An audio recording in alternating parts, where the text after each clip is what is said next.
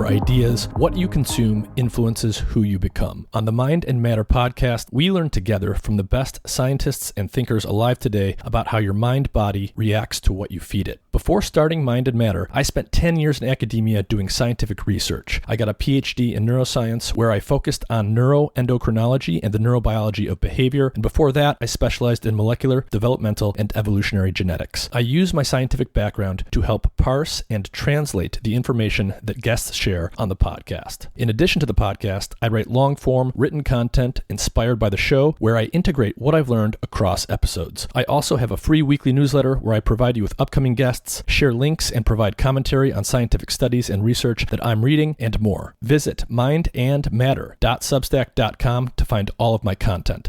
The full version of this episode is available to paid subscribers at the Mind and Matter Substack at mindandmatter.substack.com. The full version is also freely available on my YouTube page. Just look up Mind and Matter or my name, Nick Jikomes, on YouTube, and you'll find the episode there. This is a partial version of the episode, and so it'll cut off partway through, but you'll still get a significant portion. So sign up to become a paid subscriber at Substack or visit my YouTube page to get the full episode.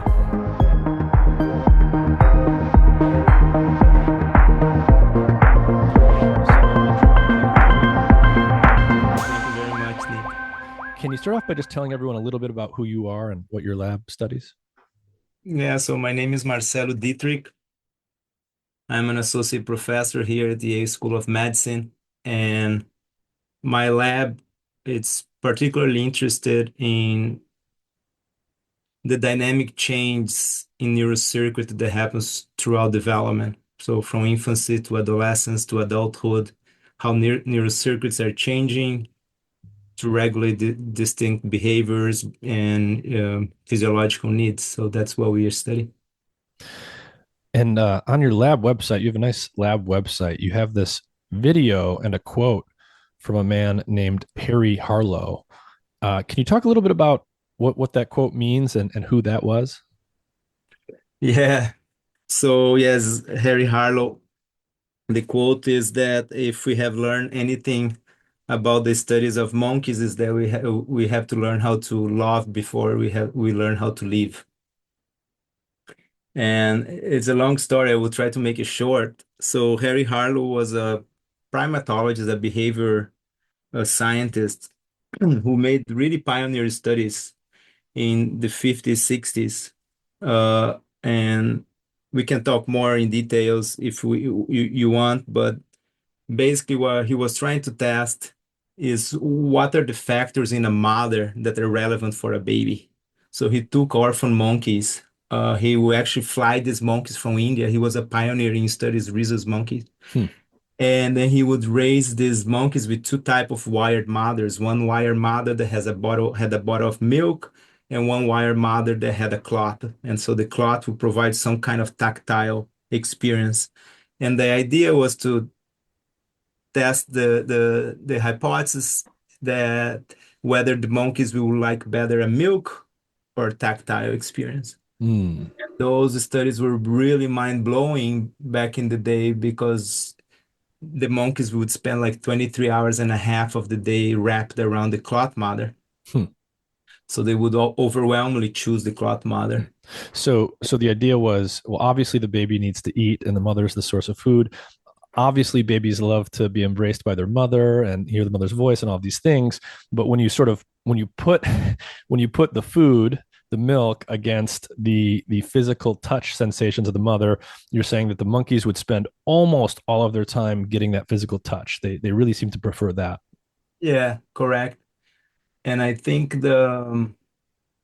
those findings need to be put in the context of the time of the 50s and 60s, and we can also try to go through that. But I think the most fundamental experiment of Harlow is the following. We have all been a playground with kids, and we see that the kids usually look for the caretaker, for the figure that's around, to see if the caretaking figure is around, and then they play. So if the caretaker disappears, the kids flip out. So Harlow had that intuition, so he did the same thing. He made a playground for baby monkeys, and he put the baby monkeys to play in the playground. but then he put the wire mother with a bottle in one playground, or he put the wire mother with the cloth. So when Harlow put the babies in this playground and there was the wire mother with a bottle of milk, the babies will not play. They will freeze, they will be in tremendous distress. So that mother provide no comfort for the baby, despite the fact it provide milk. When he then switched the mother and put the cloth mother, these baby's monkeys will go hug the cloth mother and they will be playing around. And then often they will look back, see that the mother figure was there, the attachment figure was there, and they will continue playing.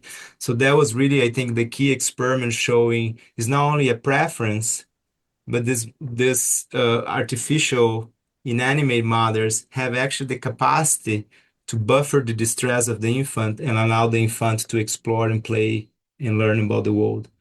And so, yeah, that's a experiment that I like very much. Hmm.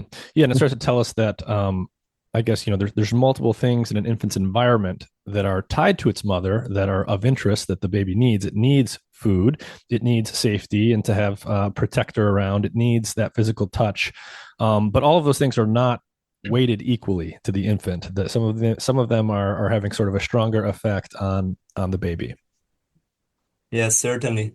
And yeah, Harlow tests that, and I think there's a lot to talk about Harry Harlow, but it's probably one of the saddest experiments. He did a few as he progressed in his career. He got a little out of his mind and was heavily criticized for Hmm.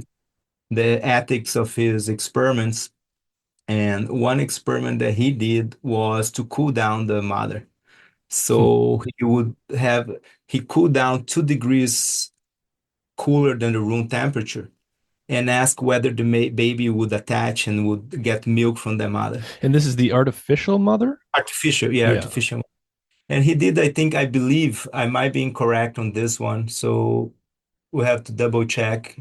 And but I think he also anesthetized the mother and cool down. So if he cools down the mother 2 degrees under room temperature, the infant monkeys will never get close to them, will not get even milk, and they will die. So actually, the title of the paper is Psychological Death in an Infant Monkey. Whoa. So, and yeah, very sad. So basically, in Harlow's experiment, he puts temperature as number one Hmm. of the sensory importance of the mother, and then comes touch, tactile experiences, and then rocking. The movement is important. Mm. Milk is actually the last of the series. It's not that it's unimportant, but nursing Hmm. is the lowest in importance in his experiments. Hmm. Yeah, Yeah. and it's potentially counterintuitive, right? You might think, well, the baby needs to eat to survive. The mother's the sole source of food. It's a little bit surprising. It's not surprising that that the tactile sensation and the warmth are all important, but it is perhaps surprising that they're even more important than the food. Yes, certainly. And that's why I like that quote that's on my website, because also at least I think if we talk to child psychologists or people that are in that field, they will not find surprising, at least now. But for us, when we start studying this, was also surprising. And I think the concept that's always on my mind is the ecological context in which these features evolved. Mm-hmm. So, and here we are talking about mammalian evolution. We have about 6,500 mammals on Earth, and all mammals necessitate a mother, a caretaker, to obtain this early nutrition and early stimulation. So the way I think, and I can explain that those Harlow's findings in an evolutionary context is that the primary importance in the beginning might be the milk, but after millions of years evolution, the mother always predicts milk, hence milk Mm-hmm. becomes irrelevant from the perspective of evolution. What is more relevant is the other stimulus. So the proximal effect, as we say, it's actually touch and other stimulation, but the ultimate, you definitely need milk. But the correlation is always 100% in Yes. nature. Yes. You never get a Yeah. mother. the wild. And if you do have a mother, usually that provides no nutrition, the infant will die. So there's no evolutionary Yeah. Yeah. adaptive selection for that. It's just like applying reinforcement learning within one animal's experience across, millions of years of evolution. The most efficient thing to do is to learn the first thing that predicts the outcome you care about. And in this case, right, the mother is always around to provide the milk. So it does make sense when you think about it in that way from a reinforcement learning perspective that evolution would sort of bake that kind of tendency in. No, I agree. There's another animal that I like to talk about because I think it's just fascinating. So as I say, we have about 6,500 mammals on Earth. And the one that we know that has the shortest lactation period is one seal that lives in the Arctic. It's the so this seal, the infant only the neonate only stays with the mother for 4 days. Hmm. So within these 4 days, we'll gain like 200 kilos or so. And so we'll take an immense amount of milk. And then the baby will leave, but the baby cannot hunt on their own for another month.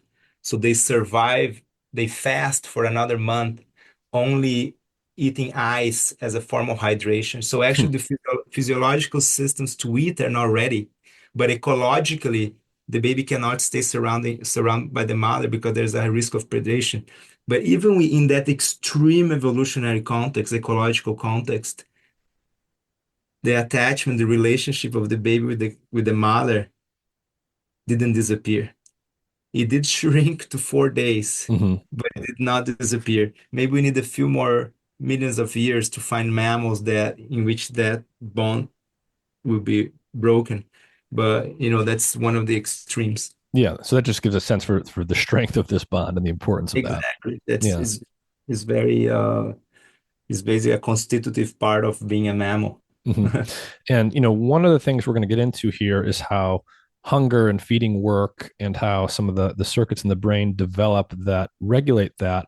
But Yeah. obviously, just on an intuitive sort of experiential level, obviously, an infant has feeding behavior that's very different from an adolescent or an adult.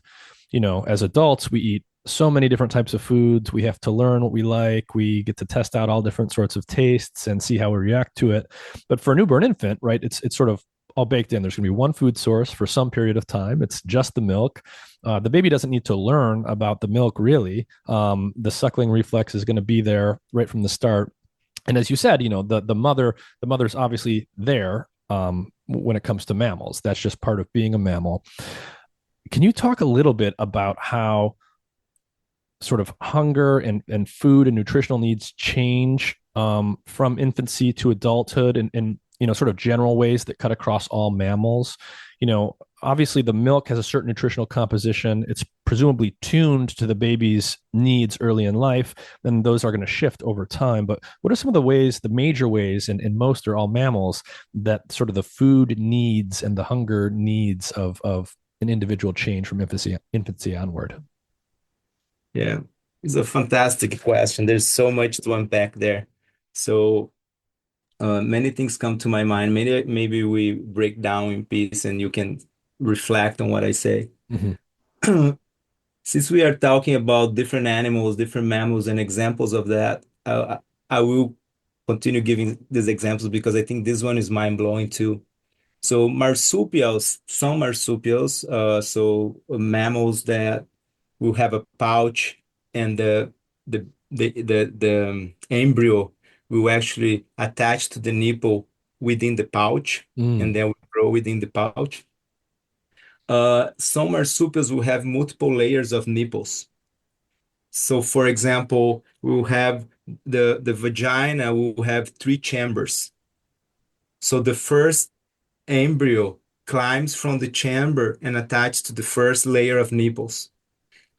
And then once it grows, it climbs to the second layer of nipples, and then the embryo from the other chamber will come to the first layer. So they are synchronized in the climbing the layers, and each layer will have a different milk, which will be important for the growth and nutrition and the immune system, immune protection Hmm. of the growing infant as it grows in the external Hmm. pouch of the marsupial mother. So if I'm hearing you Kangaroo. right, so in marsupials, the embryo is developing and it's always in the pouch, but there's literally different sections of the pouch, and the embryo is kind of climbing through each section as it grows. And as it grows, but while it's still, in the pouch, in the womb, I guess, um, it's attaching to different nipples, and the composition of the milk in each nipple is actually different. Exactly. So Wow. I give that example to illustrate these remarkable features. It's the same mother, different nipples, each nipple with a different milk composition. So what we do know is that milk composition changes throughout lactation in animals and primates and humans, Hmm. and that matches the nutritional and also the other needs. For example, milk will have many antibodies that will be important for immunoprotection of the infant early on.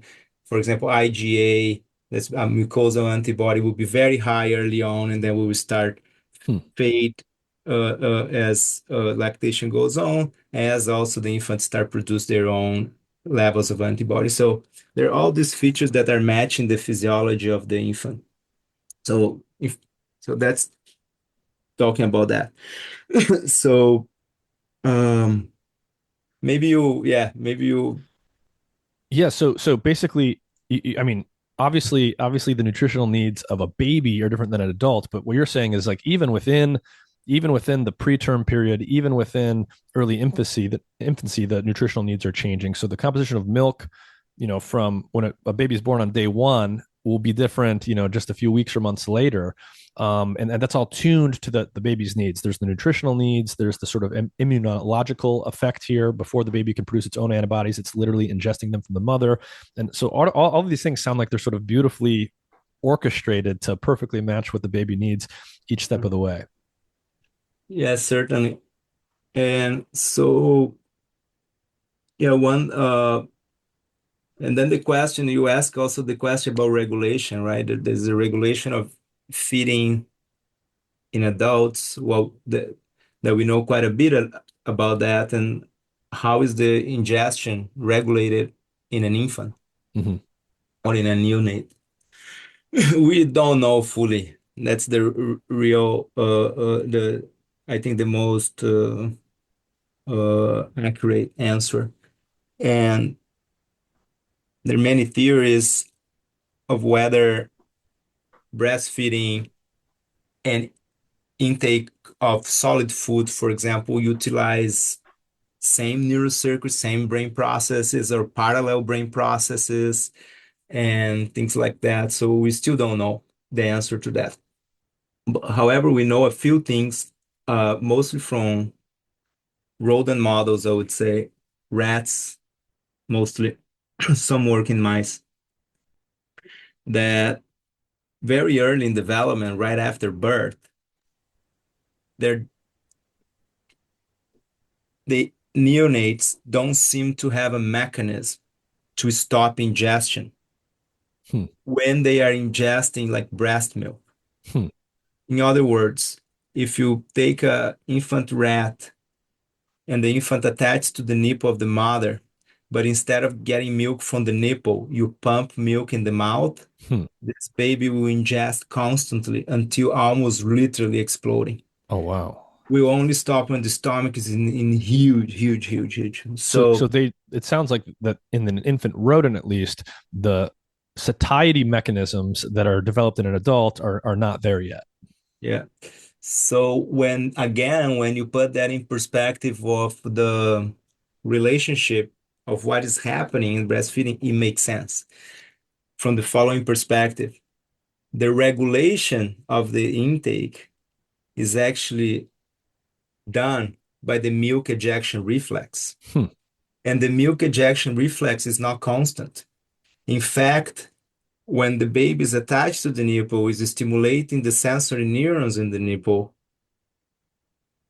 In the rat, people have done that experiment. The ejection of milk from that stimulation is going to be a random event Really? with, within a within a certain distribution of time. Yeah, Let's yeah. say within 30 seconds to 3 minutes or 4 minutes. I don't remember exactly the data.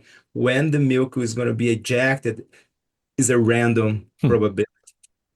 And I think that's really fascinating because you remove the need for the infant to have a regulatory process. Yeah. Again, the same evolutionary process. There's no need for regulating because there will not never be enough. And whatever comes, comes. Hmm.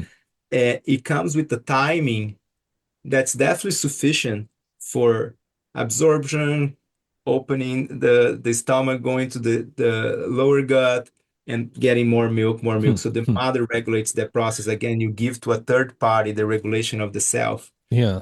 So So so when you see an infant mammal suckling milk from its mother, it's not actually getting it's not like if you and I were to have a cup of milk with a straw in it and we can constantly suck it out at a constant rate. That's not what it's like. The milk is sort of coming out haphazardly, and this is actually serving an adaptive function. It's preventing the baby from ingesting too much, essentially. exactly. And that's one part. And the other adaptive function is when the baby is there in the breast, in the nipple, many other things are happening beyond the ingestion of milk, much like the experiments of Harlow. So in that moment, for example, when you record the autonomic nervous system of an infant, Mm-hmm. the autonomic nervous system, the sympathetic tone of a baby is much more regulated, is much calmer when Mm. it's attached with the mother. So the baby feels safe, the stress levels And go down, the baby's presumably not anxious or anything. in that context, the baby learns. Mm.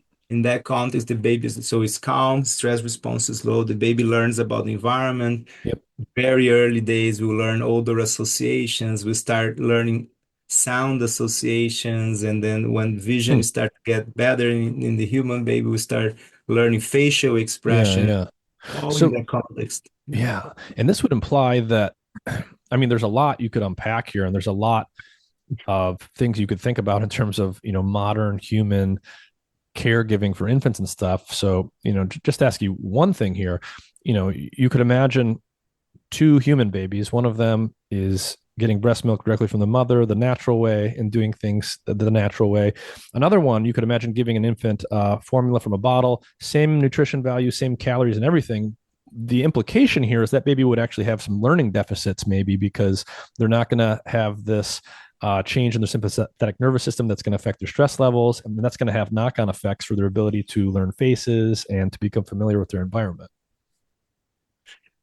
Yeah, it's absolutely it's a generalization, but I think is fairly correct. And I think sadly, we learned quite a bit about that process from, I think your audience is familiar with that, probably with the Romanian orphanage. So in the late 80s, with the fall of the Berlin Wall in Romania, Romania in the 80s was in an economical crisis, so need more babies. So there was a governmental communist incentive to have more babies, so families will have a lot of babies. And there was a selection process, so babies that were kind of misfit were put like in these warehouses. So they receive nutrition, but really no stimulation, no caretaking. Hmm. And so when scientists got there after the fall of the dictatorship, they found there's hundreds of thousands of babies. So there was nothing that could be done. There were no families to adopt all those babies. So they run the only clinical trials that we probably will ever be able to run, which was selecting some kids and give to foster Mm-hmm. caretakers. And what we learned from that is that if you do take infants during a sensitive period, roughly the first 2 years of life, and you provide that care, the comfort, that tactile stimulation, they will develop quite well. Mm-hmm. But if you deprive them, so if you only give the bottle as you suggest, then these infants will develop with very severe neuropsychiatric symptoms and social deficits, impairment, capacity to socialize. Yeah. So yeah, Wow. Yeah. Yeah. So that early period development is super important, and it's not just the sort of raw physical needs of the body in the form of getting food and hydration and stuff. It's all of this sort of these sensory and social effects that put the nervous system in a state that actually just enables learning generally. exactly. If you don't have that, you're going to have all sorts of problems. Yeah, yeah, absolutely. That's yeah. And so you've you've done studies in young rodents that have to do with disentangling how the feeding system develops and things like that. Before we get into some of that work that you've done, I want to give people a general sense for how the sort of we'll just call the hunger circuitry in the brain works in an adult first. So I'll let you sort of take it where you will, but the hypothalamus is going to be a very important brain region here, and there are specific neurons in the hypothalamus that are really really cool and really important here that drive hunger and satiety. Can you give us a basic understanding for what some of the key circuitry is that controls hunger in mammals, in adult mammals? Yeah, absolutely. And yeah, I will certainly focus on the hypothalamus because I think it will make sense for our discussions later on. So in the actually in the most basal part of the brain, so above our palates, our soft palate, there will be our pituitary, the gland that regulate many of the hormones like HPA, stress response. And right above that, there's a layer of thin skull and then the hypothalamus. So the Hmm. hypothalamus is in the very base of the brain. And the nucleus, the part of the brain that's the most basal is called the arcuate nucleus. In the humans and primates, the infundibular nucleus. And in this region, there are some neurons that are important in the regulation of feeding and metabolism. We start to suspect this more than 100 years ago because that region, the pituitary gland, is commonly affected by tumors. So the tumors Hmm. go, and because the hypothalamus is right there, it pressures the hypothalamus, so it start causing some people have symptoms in energy metabolism, obesity, or things like that. So in the 19th century, people start to suspect about the role of the hypothalamus in feeding. Hmm. So fast forward 100 years, we know there are two populations of neurons there. One is called HRP. HRP comes from a Guti-related peptide, the Guti-related protein, which is a gene, the HRP gene that produces this peptide by these neurons. And when these neurons are activated, or when the animal is deprived of food, these neurons will be activated and they will promote feeding and many of the metabolic responses to fasting or to food deprivation. Next to these neurons, there's a second population that's called POMC neurons. They produce pro-opiomelanocortin, and the pro-opiomelanocortin is a large molecule, a large protein that can be chopped in several small peptides. And some of these peptides have strong satiety effects like MSH, alpha MSH, gamma MSH, and also beta endorphin, which is an opioid.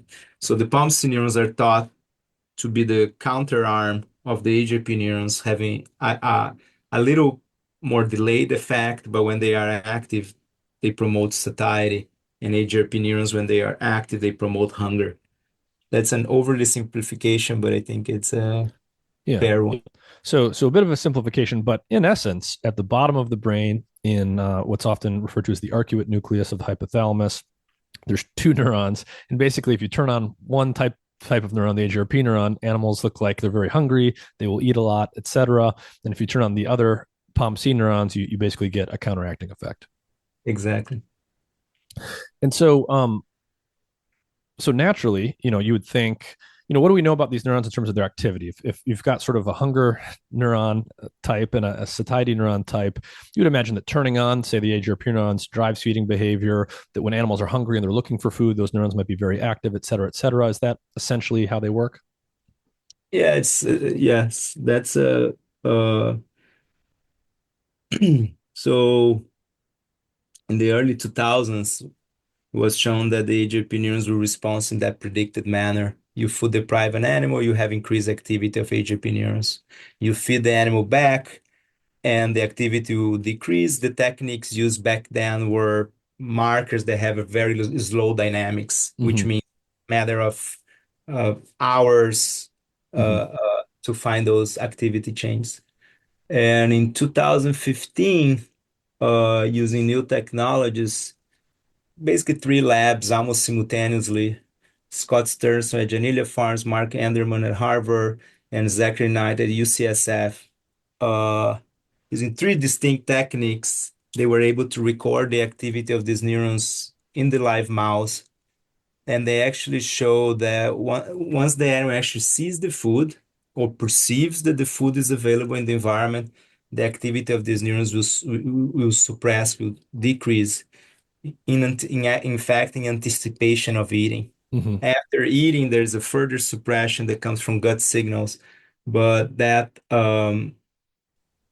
anticipatory drop was something that was somewhat unexpected if you think like only we call homeostat, like if you're changing your temperature in the house and Hmm. put like 72, and so the thermostat will only switch on and off at that point. But here you're saying that as it's reaching, it's predicting Yes, a yes. future, so it's actually switching anticipation to Yeah. So uh, if yeah, you're saying if these neurons were merely regulating hunger in a purely like homeostatic fashion, they would be pretty simple. They wouldn't start to change their firing until an animal eats the food and the calories get into the body and they're actually like ingested. But and that does happen to some extent, but what you're saying is when an animal even hungry animal even sees food, these neurons are immediately responding, and so they're doing something more sophisticated and complex that has to do with understanding that food is about to come even though you haven't actually ingested it yet. yeah, absolutely. I think that comes back again to the complexity of the brain and of mammalian systems in general, that we are not dealing with engineer like machine Mm-hmm. that turns on and off, and it's a much more complex system in which one of the main advantages of this complexity is really the capability to predict what's going to happen at different time scales, seconds, minutes, hours, days, and Mm-hmm. Mm-hmm. so and that really gives a lot of adaptive value to the system because you Yeah, can. and oftentimes the caricature that people have of the hypothalamus is, it's deep in the brain. It's part of our so-called reptilian brain. It's sort of a stupid area of the brain compared to maybe the cerebral cortex or something like that. What does this start to say about, the sophistication of the hypothalamus and how much that's been maybe underestimated over time? And to what extent do these circuits actually tie into learning and memory systems that we think of as being higher up in the brain normally? Wow, that's a very good question. I'm trying to think how to answer this question without diverging too much because I think there's a lot to unpack in this HRP. Uh, um, uh, I think one way that I can answer, I think we still don't know fully. Mm-hmm. I think, is a fair answer of how these hypothalamic circuits, how they interact with higher order learning circuits. Mm-hmm. Um, Now, let's say an animal sees a sound. That sound has no predictive value. It's the first time the animal sees a sound. Yeah. The AGP neurons will not do anything. You record the activity, they're not going to do anything. They have no relevance to food and No satiety or relevance. anything. Yeah. Then you pair that sound with food. You give the food. Uh, so every time the sound rings, there will be food that will come with the right after. So then when you give the sound, the AGP neurons are going to start to respond. So there's definitely a learn component. So the animal is learning that the sound now is a predictive cue of food, and that cue is actually coming from higher brain orders, sensory systems, all the way to the HRP. We know a little bit about the circuits that engage that cue-evoked suppression of the HRP activity. However, we don't know fully yet how this memory, Yeah. how the memory of that context is actually going all the way. And I think that's a very important question. And I think there Hmm. are many laboratories right now trying to actually figure that out. Yeah, yeah. But I guess, Uh, at a high level, the circuit is not purely responding to hard-coded, instinctive, food-related things. It is actually receiving information that's learned through experience. 100%. Yeah, 100%. And so what happens, just to give people a little bit more sense of how important these neurons are, let's say you take an adult animal, and I know that there's ways to do this, and we don't need to go into the technical methodological details, but scientists have the ability to, say, destroy AGRP neurons in an adult, and people have done this. What happens if you destroy these neurons in an adult animal? So it's another good question. It's The findings have been a little controversial in the last couple of years, but I would tell you see, originally in 2005, the laboratory Rachel Palmiter, they created a transgenic mouse line that allowed eliminating the AGP neurons in the brain acutely. So expressing the receptor for diphtheria toxin. So when you give the diphtheria toxin, will bind to the receptors in the AGP neurons only and kill these neurons. When he did that, the animals will starve to death Hmm. within a week. And so that was thought to be the case until recently. Uh, Now, when he did the same procedure in a 2, 3, 4, 5 days old animal, so a neonate, nothing happened. Hmm. They didn't die. So originally in his paper was a paper published in Science. I remember vividly the day the paper came out, and so it was thought the age opinions were essential for feeding in the adults, but not in the neonates. Now, that concept has been put a little bit in check recently with another study that used several of these techniques and said that maybe the effect of the ablation had some indirect effects, was not exactly by killing the AGP I neurons, see. but So it some wasn't other. fully, maybe not a fully clean experiment. It was doing something other than ablating the AGRP Yeah, neurons. maybe. And I think it's still very controversial because many people have replicated those findings, and Yeah. I think these techniques all have their caveat. Now, in general, if you don't have AGP neurons or inhibit the AGP neurons, uh, the animals will at least have a deficit Yeah. in They eat less. they will have a deficit in eating. If you food deprive them and give food, they will have less of that Hmm. Hmm. effect. So in general, that's the Yeah.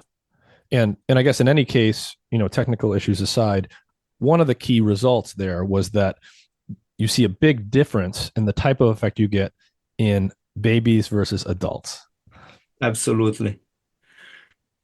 And that always stuck to me in my brain, and it was one of was a key finding uh, to stimulate us many years later. So I started my lab in 2014, and I was interested in that question, though, what regulates the intake of breast milk, of Mm-hmm. calories early Yeah. on, Yeah. if you can kill the AGP and nothing happen. Yeah.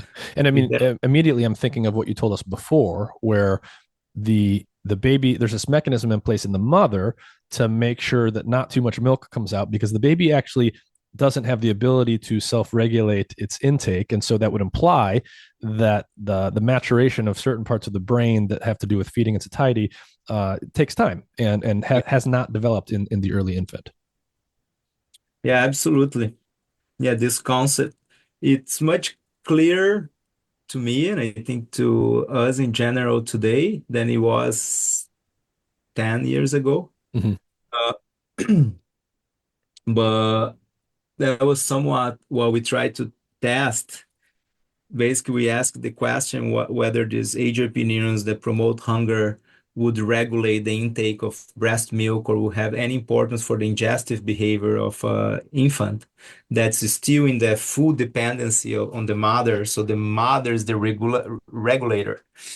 And so we did those experiments right when I started the lab, trying to play with the neurons, activating the AGP neurons, inhibiting the AGP neurons. And it was quite striking that we would find no change in ingestion of breast milk, for example. If we doesn't matter what we did with the neurons, but when we would play with the neurons in the babies, for example, in an infant mouse that was alone, we could make these babies cry more or cry less. Hmm. So the infant mice vocalize in the ultrasonic range. And so we could have really big effects on the amount of this cry behavior or the amount of ultrasounds that the babies will emit when they were alone.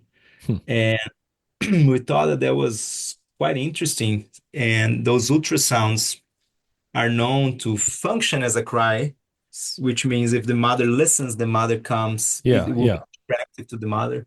Hmm. So, And so just to unpack a couple things here before you continue, if you take an adult mouse yeah, and you turn on the HRP neurons, but there's no food around, they will start looking for food. They'll sniff in the air, they'll dig through their bedding, they'll search around for food, and it looks like they're trying to find food. If those neurons are active and there's food around, they'll basically stop what they're doing and eat it. But what you're saying is when you do this in an infant, what it starts doing is basically calling for its mother. exactly. They call for their mother, and then we did the sequence was more or less, I'm telling the sequence that we did the experiment. So then we look for if these neurons were active when the infant is alone, crying for the mother. And actually they get very activated. They are very active as much as one would predict after depriving an adult from food for like a day. Hmm. So we were very surprised. You separate the baby from the mother for half an hour and a half, and the activity is very high. Again, we use these techniques that have no temporal resolution.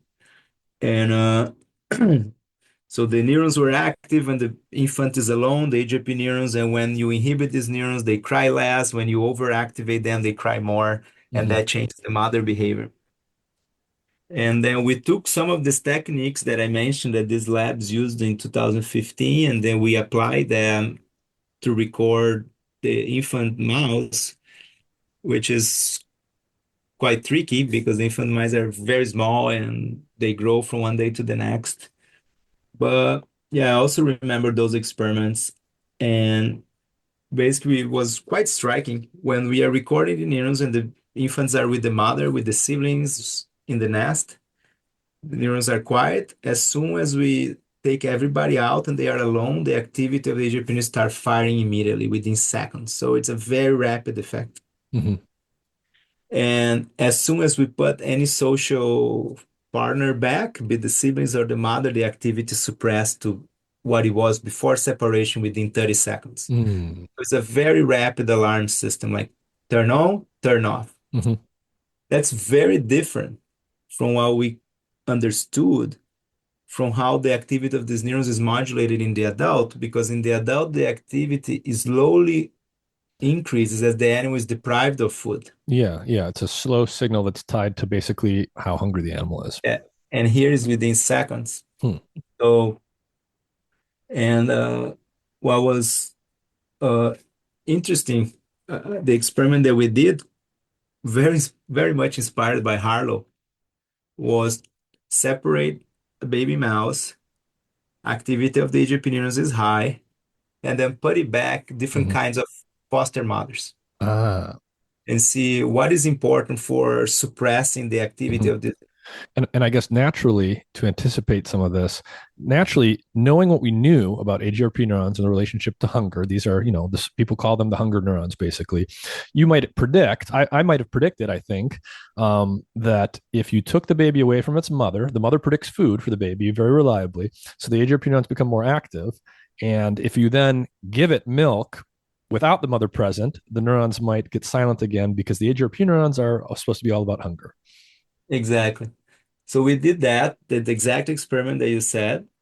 So we pump milk back. Basically, was an experiment that we have to take mother's milk. So we pump milk from the mother and give the milk back for the pup. So the Mm-hmm. pup will ingest their own milk, Yep. So their they're getting their natural mother's their, milk. their natural mouth milk. So we did that, and we also did a cow whole milk from cow to have a different source of calories to control for that. And milk didn't suppress the activity of the neurons. So Hmm. the babies, we filled their stomach while they were alone, and it did nothing to the activity of the neurons. And then Hmm. we were puzzled because it broke our Yeah. expectations. So these neurons So remain active. The so-called quote unquote hunger neurons remain active, even though the animal's not hungry anymore because you just gave them all the milk that their stomachs could hold. exactly, it was around that point that the student that was the grad student that was working in my lab, his name is also Marcelo Zimmer, so we call him M2. And we were puzzled by that data. And then reading Harlow and all those studies, we say, how can we test that? It was then that we did the experiment that I was going to tell you before. We isolate the infant and then we gave different foster mothers. So instead of pumping milk, we provide different forms of caretaking behavior. Mm-hmm. And we thought first we provide a foster mother that the mice, like females, when they are not lactating, the nipples are not protruded, so the mice cannot attach to it. Mm. They don't have nipples that the baby mouse can attach. So, but if you take a grandmother type of thing, they will have no nipples, but they are caretakers, so they Mm-hmm. really So care they for still those. feel the warmth of the mother, the feelings of her fur, the tactile sensations, but there's no nipple to attach to. They will lick, they will groom, they will do everything that a mother will do, but there is no attachment to the nipple. So one type of foster caretaker was the grandma, we call the grandmother. The other was a female. We know from our own experience with infants, but also from the animal research and the animal world, that what's called the pacifier effect. An infant that's alone is in a distress, you give a pacifier, you stimulate them out, and that calms down the baby. Uh, I often give that example uh, for bat orphanages. In bat orphanages, one great way to raise bats that are orphans is actually to give a pacifier. They grow better. Hmm. So we thought that we need to give a pacifier to see if a pacifier will pacify the Egyptian. So one foster caretaker was a female mouse that had nipples. So now the babies could attach, but the nipple produced no milk. We experimentally generate that kind of female mouse. And the third type of foster caretaker was another mother, a different caretaker that had nipples and had milk. And then we ask which of the mothers will cause the largest inhibition.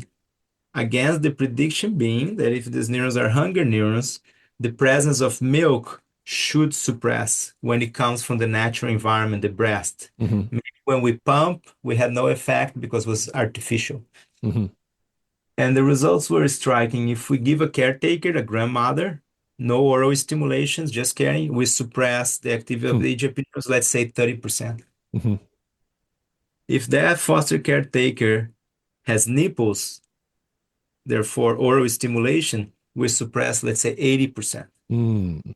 Now, if the foster caretaker if has nipples and milk, it still suppress 80%. The Hmm. presence of milk has no effect Hmm. in further suppressing the AGP neurons. And that was really remarkable Hmm. at that time because you say, wow, it's really it's that concept that we discussed before. It seems that the milk is insignificant to modulate the activity of these hunger neurons during the sensitive period of life in which caretaking and nutrition is coming from the mother, is Yeah. being regulated by the mother. Yeah. Yeah. So, I mean, it is sort of gets to this idea that these neurons, they're obviously about hunger, but it's less about, it's not completely about the presence or absence of calories. It's about the presence or absence of sensory stimuli that will predict whether you can acquire those things. And although this is counterintuitive from one perspective, based on what you said before, if you think about it in evolutionary terms, from an infant, there's a 100% correspondence between the presence of the mother and the presence of the milk.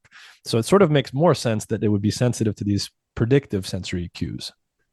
Yeah, absolutely. I think that's correct. Uh, of course, there's some experiments that we haven't done and they should be done, Mm-hmm. and they are very difficult to do. Yes, yes. Hence why they haven't been done. And one alternative, so what you just said is the evolutionary explanation that we discussed before. So Mm-hmm. breast milk becomes irrelevant, the mother is a predictor, hence the proximal signal for the infant is the presence of the mother. Mm-hmm. The milk has no regulatory function.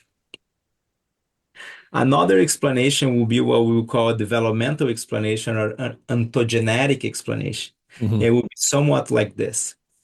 The infant, the AGP neurons actually are responding to deprivation of nutrients or let's say a metabolic challenge Yep. that's somewhat similar to food deprivation. Mm-hmm. And very early, the mother provides the milk, so fulfills that need and provides all of the sensory experience. Mm-hmm. The animal learns so rapidly, so strongly that from now on, it only use the proximal learning cues and doesn't use the nutritional cues anymore because they are irrelevant. So it will be that same evolutionary concept, but now placed in a developmental concept. So Yep. from birth to that point, so the animal learned that contingency, learned that pairing, and now is not using the breast milk as a cue. Mm-hmm. So we don't know that. We don't think that's the case because of all these studies that I told you, but it's very hard to prove that something doesn't happen or Yeah. something Yeah. doesn't Yeah. exist. And I think the experiment that will be important to do is to be able to raise these infants in the absence of a mother, for example, with an artificial us bottle feeding them from birth and then uncoupling maternal caretaking from ingestion and see what happens. Uh, the problems with that, those are very challenging experiments to do in animal models. Second, when you do that, you cause a lot of collateral damage Yeah. because Yeah. you are breaking a contingency that's, as we said from Mm-hmm. the Harlow's work and others, is very important for development. Yeah. So but I think another thing that's a little tricky here too is we're talking about rodents, so they're smaller creatures, and obviously baby rodents are even smaller than adult rodents, and their metabolism is very fast, and they're very sensitive to things like temperature. So I would imagine that at least in principle, the brain of an infant's probably going to learn early on that when you're detached from the mother, obviously you're away from the source of milk, but you also immediately have considerations, for like hypothermia here, and so the brain could learn very quickly. When the temperature drops, I'm about to be nutrient deprived, yeah, because mom's not around or things like that. yeah, the way we think is very similar to that, but it's broader in terms is not only nutrient deprivation, but as is a metabolic challenge in general. Mm-hmm. The infant, if it needs to produce more heat, Right. it will be a net deficit Yep. in Yep. energy. And originally, when we published that study in 2019, now 5 years ago, we did test that idea that temperature was an important component of that, and it is so. And how did we do that?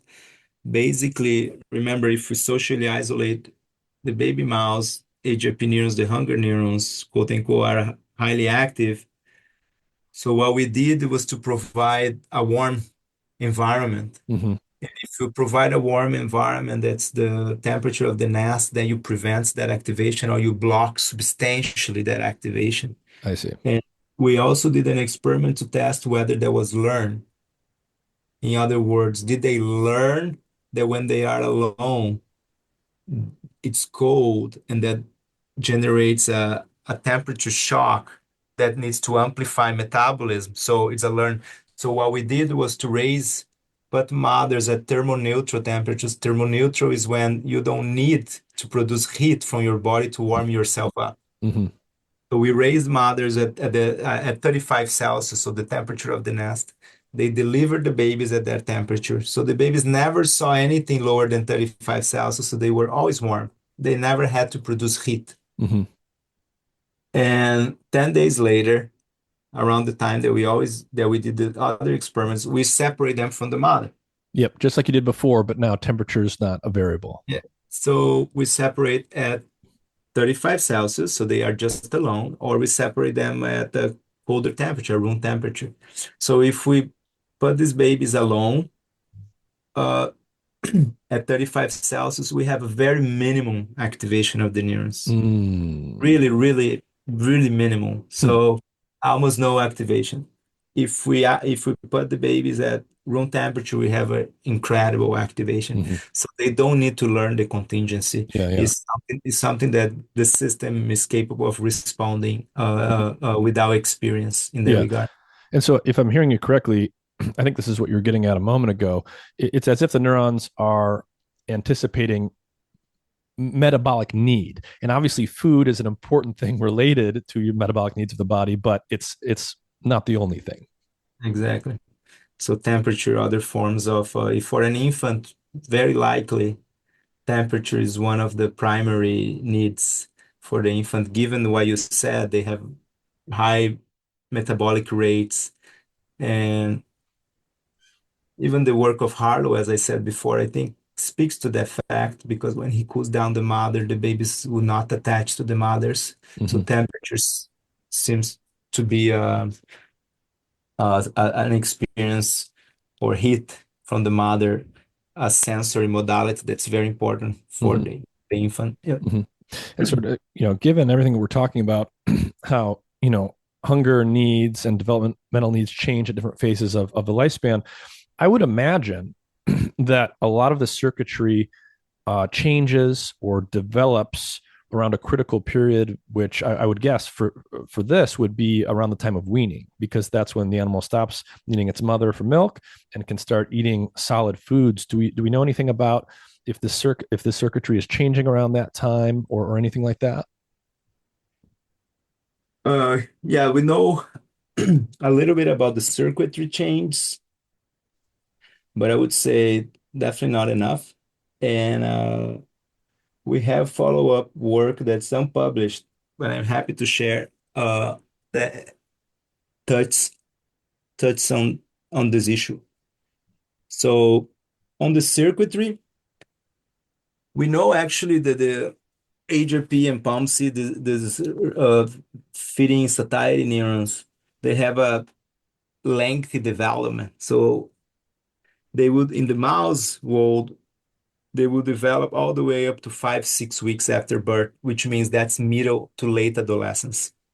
So they will be increasing projections, axons going to places. They will have more synapses into postsynaptic areas. So that process is ongoing for all these weeks. Now, most of the places that will receive a projection, for example, from the AGP neurons, so a postsynaptic brain area, we already have a connection in the second week of life. But some of these connections will be very weak. Hmm. So they will be increasing in density as the animal ages and goes through adolescence. So we know that's so we know a little bit about that. Uh, so we also had that prediction that the weaning, when they are independent of the mother, so they don't need more the warmth or any of that. should be a moment in which this response to the social environment, one would say, would not be significant for the activity of these hunger neurons anymore, or these Hmm. metabolic neurons. So we have been working on that question since then for like 5 years now. And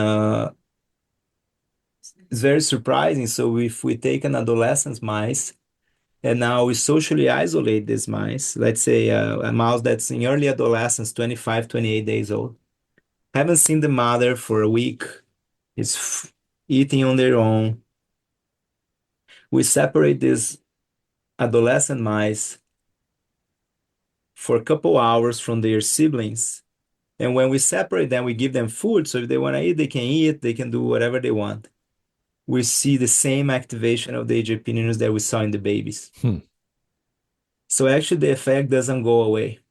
Hmm. The effect only goes away in late adolescence Hmm.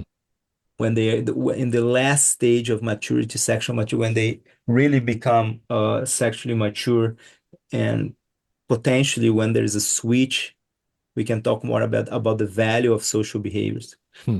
So we still don't fully know the mechanism that those findings are actually unpublished, and but it goes beyond winning, which is quite striking actually. Yeah, yeah. Another thing I'm interested in here is so, I mean, as with any circuit, right, there's ways for hunger and satiety circuitry to develop in a healthy or normal or natural fashion. And then obviously things can go awry. And there's many ways for brain development to go awry. Some things that come to mind here that you might know something about, maybe you've done experiments on are, I imagine there's a lot of individual variability, even in something like maternal care behavior. We see that in the natural world. I would imagine that some mouse mothers are very attentive mothers. They're always there. They're rarely separated from the pup. There's always there to allow the pup to suckle when it needs to. And maybe some other mothers, leave the nest more often. They're separated from the young more often. And there's also the question of, say, variability in the mother's diet, the composition of the diet, and how that affects the maturation of their pup's hunger circuitry. Do we know anything about how any of those variables can lead to, say, abnormal development in the hunger circuitry, how maybe the absence of enough maternal care behavior or the absence of certain dietary components might lead the hunger circuitry to actually develop in ways that are maladaptive, that leave the individual vulnerable to metabolic syndrome or something like that? Yeah. Wow. Amazing questions, Nick. A lot to unpack there. So just to myself rephrase you now, try to understand if there's anything out there that we have done or others trying to understand variability in maternal effects and how that affects the development of these circuits. Yes. Uh, we have we have not done those experiments, but two uh, lines of research or findings come to my mind.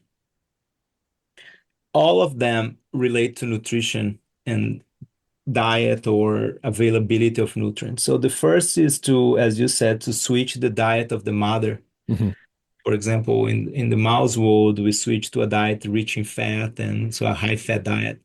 So the animals will put more weight and things like that. So if you do that during lactation in the mouse, that's the work of Jens Bruning and Max Planck in Germany. If you so the sensitive period seems to be lactation. So if the mother is eating a high fat diet, that impairs the development of the AGRP neurons. Hmm. So the impairment means there's less projections of these AGRP neurons to some key target sites or postsynaptic sites, and that's and those infants that now grow, when he puts them on a high fat diet, they will become more obese.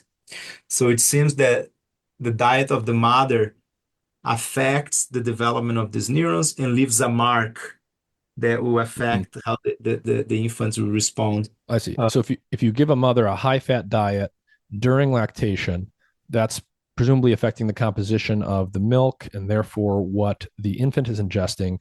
When people do that experiment, it affects these AGRP neurons, the density of connections to other brain areas. And then if you let those baby mice grow up, they're then more prone to develop obesity if they have a high fat diet themselves. exactly. Hmm. And a second Second uh, experiment that was done to cause overnutrition Hmm. in the mouse world. For example, a mouse mother will have on average 7 babies, 8 babies, 10 babies. So when the babies are born, if you cut the litter to like 3 babies or something very small, they will have a lot of milk available Mm. because now there's no competition.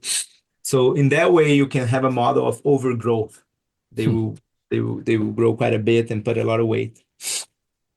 So there's a phenomenon that happens on the age of neurons, gets a little complicated, but is very elegant. Uh, so this hormone, leptin, produced by the fat, discovered in 1994 by Jeff Friedman. Leptin. So when there's a lot of fat, leptin is high. Leptin suppresses the activity of the AGP neurons.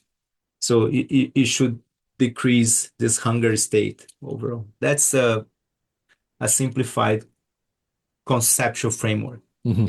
Now, the interesting thing is that leptin levels are very high in infants Hmm. in the first week, second week of life. And that leptin, during that period, the leptin actually doesn't inhibit the AGP neurons. The leptin activates the AGP neurons. Hmm. So it has an activatory effect. And that effect of leptin on the AGP neurons, activating the AGP neurons, is important for the axons, for the synapses, for the neurons to grow to postsynaptic targets. That was a very elegant work of Richard Simerly.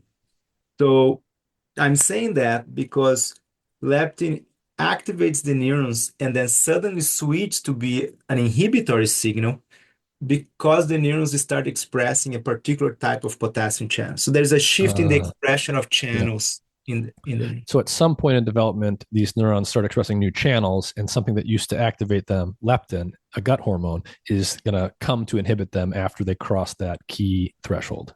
exactly.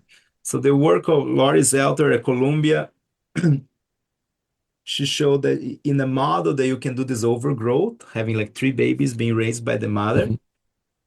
So now they have an overnutrition. You can actually shift the point in development in which that particular channel start to express. So leptin start to be that inhibitory signal early on. So you can shift in a couple days in the mouse that. So I'm telling you that as there is plasticity, one would say, in the system is responding to the environment in many ways. We know very little still about it. And but is that there is definitely a lot going on there that will leave marks in the way the circuits are working then I and see. will work in the future. Yeah. And so it's very easy to imagine that, if the mother's diet changes its composition, her leptin levels will be different. You could have something shift when this sensitivity to leptin switches in the baby. And all of these things will, in different ways, affect how these AGRP neurons are growing and how they're hooked up to other brain areas. And then naturally, in the adult version of that animal, that's going to affect how they respond to food and their feeding behavior and all that. Exactly. And so yeah, that's where we are at. We don't know much of those regulatory mechanisms, but we have these examples that tell us that Mm-hmm. there's a Yeah. lot going on there. Yeah. Yeah. Do you have children of your own? No. No, but neither do I. But it's still nonetheless, I'm naturally thinking about a variety of things for humans right now. All this work that you've done to look at the maturation of the system, the relationship between the mothers and the infants, the importance of the different sensory stimuli and the whole context for the learning of the infant, and how all of these things regulate the development of of the animal. What does that start to make you think about when you think about things like human breastfeeding versus bottle feeding versus all of the sort of artificial things we invent for babies to give them, sometimes in place of what would otherwise happen naturally? Is that something you've thought about? That's a very delicate topic, and I'm not a specialist to actually give a thoughtful answer to that. Uh, what I think and what we have learned, I think, from animal studies and from a very large body of human literature as well, is that the stimulation of the infant, the caretaking, that's very important for the neurodevelopment. Hmm. So even in the absence of natural breast milk, for instance, it's it's the infant is can develop normally by receiving all the stimulations they need. It seems to me that the most critical part is to deprive the infants from the proper stimulations that they need. Hmm. Uh, there's uh, there's an example that I like a lot. Let me try to remember the details, but it's fascinating because during World War II, uh, one of the last places for to achieve peace was Okinawa Shima in Mm. Japan. So when the American army was there, the island was obviously devastated, uh, and they noticed something that was striking to them. To remember, that's 1940s, before Harlow experiments and all of that, all of Hmm. the above. Uh, they noticed that despite the devastation, there were no psychiatrists in the island.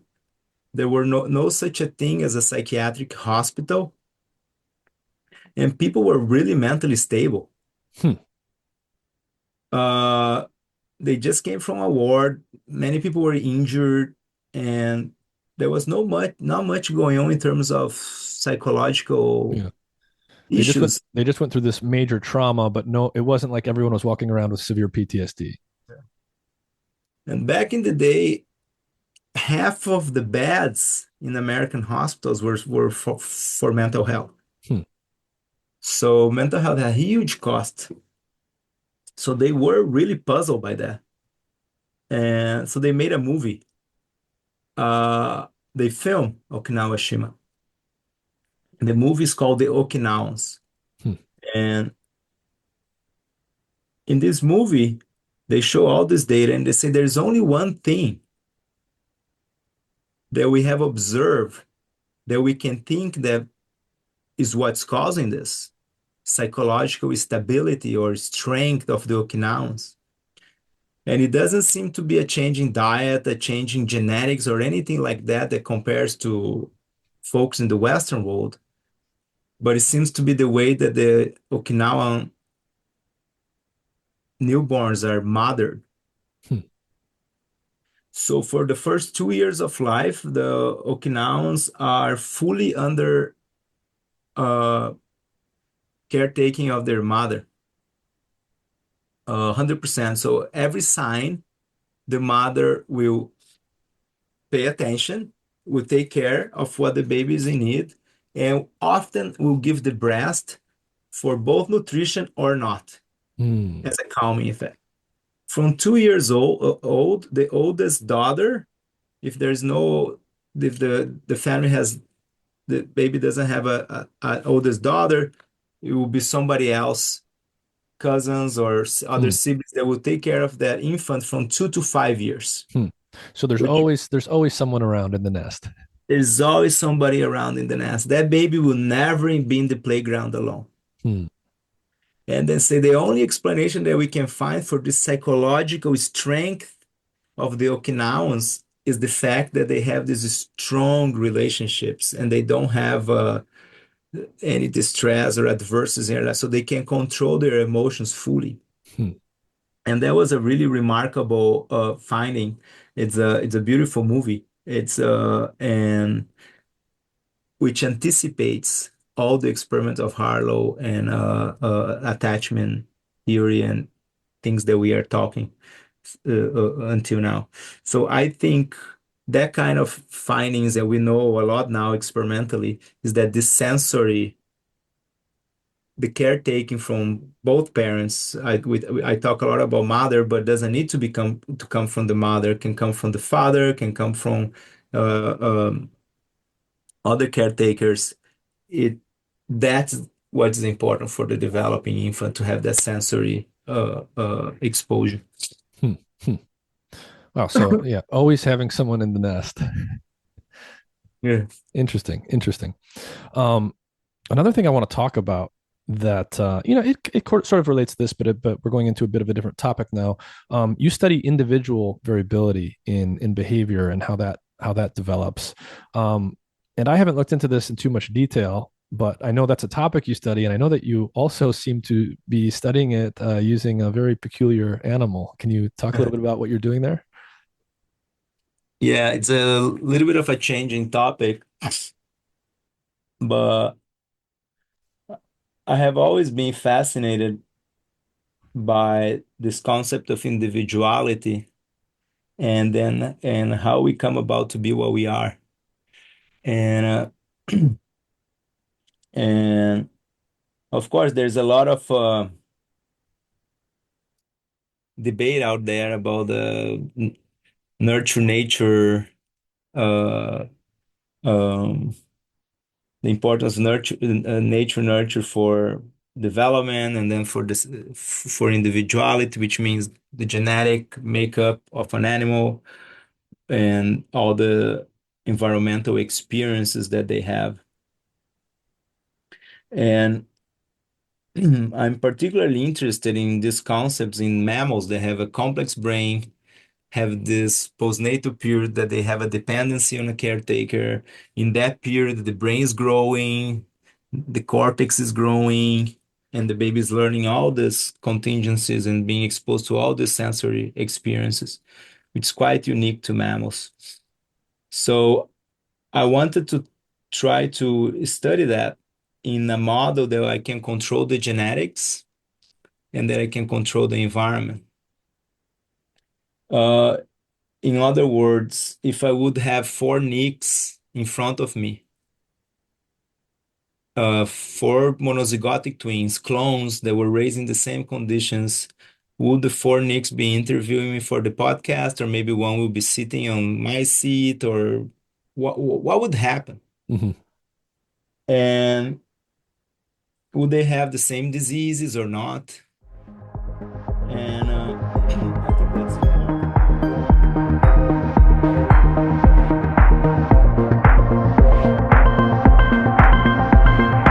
The full version of this episode is available to paid subscribers at the Mind and Matter Substack at mindandmatter.substack.com. The full version is also freely available on my YouTube page. Just look up Mind and Matter or my name, Nick Jikomis, on YouTube, and you'll find the episode there. This is a partial version of the episode, and so it'll cut off partway through, but you'll still get a significant portion. So sign up to become a paid subscriber at Substack or visit my YouTube page to get the full episode.